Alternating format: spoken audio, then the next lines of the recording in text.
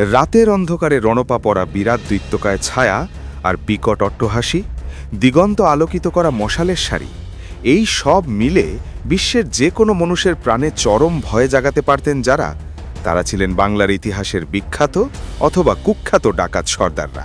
কিন্তু লোকের মুখে তারা কখনো রক্ষাকর্তা, কখনো খলনায়ক। এই পর্বে আমরা জানব বাংলার সেই ডাকাতদের ইতিহাস ও লোকগাথা, তাদের জন্ম, ডাকাতির কৌশল, কালী সাধনা, আর জানব কিভাবে কাগজ কলমে লেখা ইতিহাস ও মানুষের মুখে বলা লোককথা দুইটি মিশে তৈরি হয়েছে এক অনন্য কিংবদন্তি। শস্য শ্যামলা বাংলার মাটিতে চাষিদের অন্নের অভাব ছিল না, কিন্তু অশান্ত রাজনৈতিক আবহে বিপুল রাজস্বের বোঝা তাদের প্রাণ করে তুলেছিল অষ্টগত। এর উপর আসে ১৭৭০-এর দুর্ভিক্ষ। পলাশির যুদ্ধের পরবর্তী সময়ে বদলে যাওয়া রাজনৈতিক ও অর্থনৈতিক পরিস্থিতি জন্ম দেয় এক অত্যন্ত ভঙ্গুর সমাজের। অসম্ভব উচ্চ কর, খরা ও বন্যার ফলে ফসলের ক্ষতি, নীল চাষের চাপ, এই সব নিয়ে দরিদ্র মানুষ যখন মৃতপ্রায়, তখন মরণ কামড়ের মতোই তাদের অনেকে বেছে নেন প্রতিরোধ ও ডাকাতির পন্থা। বাংলার ইতিহাসের এই বিখ্যাত আর রহস্যময় ডাকাতদের মধ্যে অন্যতম ছিলেন রঘু ডাকাত। ইনি কোনো সাধারণ ডাকাত ছিলেন না। রঘু ছিলেন গরিবের রক্ষক, জমিদারের দুঃস্বপ্ন, অন্যায়ের আগুনে জন্ম নেওয়া এক প্রতিশোধের প্রতীক।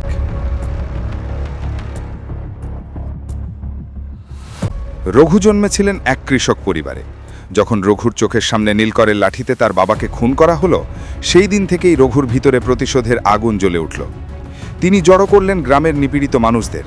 তারা তৈরি করলেন এক লাঠিয়াল বাহিনী, যারা শপথ নিলেন প্রতীকী অন্যায় আর অত্যাচারীর বিরুদ্ধে অস্ত্র তুলব। রঘুর নাম শুনে নীলকর আর জমিদাররা ঘুমাতে পারতেন না। তিনি আগে থেকেই চিঠি পাঠিয়ে দিতেন, অমুক রাতে তোমার বাড়ি ডাকাতি হবে। এমন সাহস, এমন দুঃসাহস, আর ঠিক সময় মতো ঘটত সেই ডাকাতি। কিন্তু গ্রামের গরিব দুঃখীরা বলতেন, রঘু আমাদের মা কালীর পাঠানো মানুষ, কারণ লুট করা ধন সে বিলিয়ে দিত ক্ষুধার্তদের মাঝে। একবার কালী পুজোর রাতে রঘুর লোকেরা নরবলির জন্য ধরে আনেন এক ভক্তকে। তিনি ছিলেন রামপ্রসাদ সেন। কিন্তু রামপ্রসাদ বললেন, মা কালীকে একবার গান শোনাতে দিন, তারপর যা ইচ্ছা করুন। তিনি গেয়ে উঠলেন, তিলেক দাঁড়া ওরে সমন। গান শুনে রঘুর চোখে জল এসে যায়। তিনি বলেন, আজ থেকে আর কোনো নরবলি হবে না, মা মানুষের প্রাণ চান না।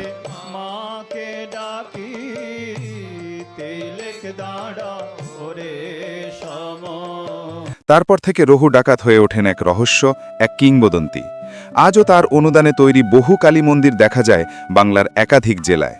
যদিও কিছু বিচ্ছিন্ন পুলিশ রেকর্ড ছাড়াই কাহিনীর কোনো বাস্তব প্রমাণ পাওয়া যায়নি, কিন্তু লোককথা ও পারিপার্শ্বিক তথ্যের ভিত্তিতে রঘু ডাকাতের এই কাহিনী ইতিহাসের পাতায় রয়ে গিয়েছে। কিন্তু রঘুই একমাত্র নন। বাংলায় আরও বহু দস্যুর নাম গ্রামে গ্রামে কিংবদন্তি হয়ে আছে। যেমন বিষে ডাকাত, নদীপথে লুটতরাজ করত। গুজব ছিল সে নাকি খাবারে বিষ মিশিয়ে শত্রুদের অচেতন করে তাদের লুট করত। রানা ডাকাত, মেদিনীপুর অঞ্চলে ভয়ঙ্কর সন্ত্রাস ছড়িয়েছিল। তার দল নৌকায় চেপে রাতের অন্ধকারে গ্রাম ঘিরে ফেলত। ভবানী পাঠক, সন্ন্যাসী ফকির বিদ্রোহের সময় এক বিশাল দল গড়ে তিনি জমিদারদের বিরুদ্ধে লড়েছিলেন। গোপাল ডাকাত, নদিয়ার গ্রামাঞ্চলে তার দুঃসাহসিক আক্রমণ এখনও লোকগানে শোনা যায়।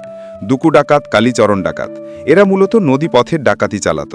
বাংলার ডাকাতরা অঞ্চল ভেদে ডাকাতির ভিন্ন পদ্ধতি নিতেন। রণপায়ে চড়ে সমতল ভূমিতে মাইলের পর মাইল নিমেষে পেরিয়ে লক্ষ্যে পৌঁছে যাওয়া বা কাজ সেরে অদৃশ্য হয়ে যাওয়া ছিল তাদের অন্যতম কৌশল। নৌকা ডাকাতি, গঙ্গা ব্রহ্মপুত্র অববাহিকায় রাতের অন্ধকারে নৌকায় হামলা করে ডাকাতি করা হতো। চিঠি দিয়ে আগাম হুমকি, জমিদার ও বিত্তশালীদের মানসিকভাবে ভেঙে দেওয়ার জন্য এই কৌশল ব্যবহৃত হতো। বনের ভিতর থেকে হানা, ঝাড়খণ্ড মেদিনীপুর অঞ্চলে জঙ্গলের আড়াল থেকে অতর্কিত বেরিয়ে এসে লুট করে আবার জঙ্গলের আড়ালে লুকিয়ে থাকার কৌশল নেওয়া হতো। বিষ ব্যবহার, শত্রুকে বন্ধু বানিয়ে বা গ্রাম রক্ষাকারীদের বিশ্বাস অর্জন করে তাদের খাবারে বিষ মিশিয়ে অচেতন করে বা খুন করে সর্বস্ব লুট করে নেওয়া হতো। এসব কৌশল বাংলার ইতিহাসের ডাকাতদের করে তুলেছিল আতঙ্ক আর প্রতিবাদের প্রতীক। ১৭৬০ থেকে ১৮০০ খ্রিস্টাব্দের মধ্যে সন্ন্যাসী ফকির আন্দোলনের সঙ্গে অনেক দস্যু একত্রিত হন। তখন ডাকাতি কেবল অপরাধ ছিল না, এটি অনেক সময় সামাজিক প্রতিবাদ ও অস্ত্রধারী প্রতিরোধের রূপ নিত। বাংলার দস্যুরা প্রায় সকলেই ছিলেন শাক্ত। তারা কালী পূজা করতেন অভিযানে যাওয়ার আগে আর সফল অভিযানের পরে। তাই বাংলার বিভিন্ন জায়গায় এখনও আছে ডাকাত কালী মন্দির। ত্রিবেণীর বাসুদেবপুরে, কাঁচরাপাড়ায়, কাশীপুরে, সিঙ্গুরে, এমনকি বারাসত বীরভূমেও। ব্রিটিশ শাসকরা দস্যুবাদ দমন করতে একাধিক আইন প্রণয়ন করেছিলেন। We need to find a way to stop these dacoits. They are causing too much trouble in the region. ঠগি অ্যান্ড ডাকয়েটি সেপারেশন অ্যাক্ট 1836। এই আইনে ডাকাতি বা ঠগি দমনের জন্য বিশেষ পুলিশ ও বিচার বিভাগ তৈরি হয়। Indian penal code 1860। এখানে প্রথমবার দস্যুবাদকে স্পষ্টভাবে অপরাধ হিসেবে সংজ্ঞায়িত করা হয়। Criminal tribes act 1871। কিছু উপজাতিকে জন্মগত অপরাধী ঘোষণা করে নজরে রাখা হয়। বেঙ্গল ডিস্ট্রিক্ট পুলিশ রিফর্মস 1830 থেকে 1850। এখানে স্থানীয় থানার শক্তি বাড়ানো হয় দস্যু দমনে। পুরনো পোস্টার, পুলিশি নথি আর আদালতের রেকর্ডে আজও মেলে সেই সময়ের ডাকাতির প্রমাণ। তাহলে ঠিক কি ছিলেন এই বাংলার ইতিহাসে খ্যাত ডাকাতরা? খলনায়ক নাকি অত্যাচারের বিরুদ্ধে বিদ্রোহী নায়ক?